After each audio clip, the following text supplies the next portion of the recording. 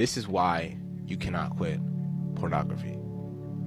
Because you don't want to. It sounds very simple, but it really goes deeper than that.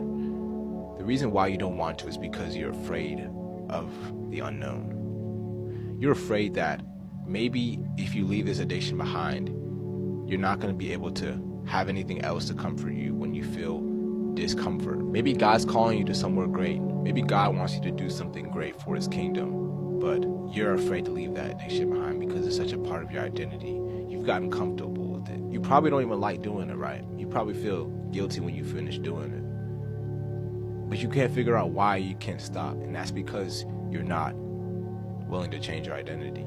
Let me give you a scenario.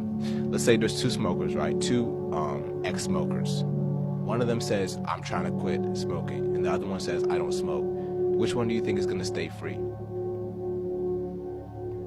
The one who says, I don't smoke. Because the moment you change your identity is the moment you change your actions. And the moment you change your actions is the moment you change your future. For example, let's say one of these smokers, or both of these smokers get tempted with the same temptation. Say one of them has a group of friends, right? Their old group of friends. And they say, come smoke with us. And the ex-smoker, the guy that says, I'm trying to quit, says, oh, I'm just trying to quit. I don't want to do that anymore. Do you think the smokers are going to leave him alone, or you think they're going to keep tempting him and keep testing him to see if he's going to break?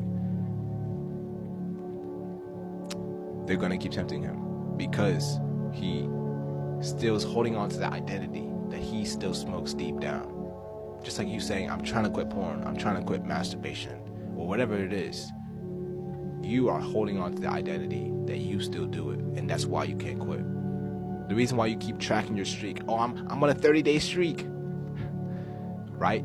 Because you believe that one day you're gonna break the streak. And that's why I tell you to stop tracking it, bro.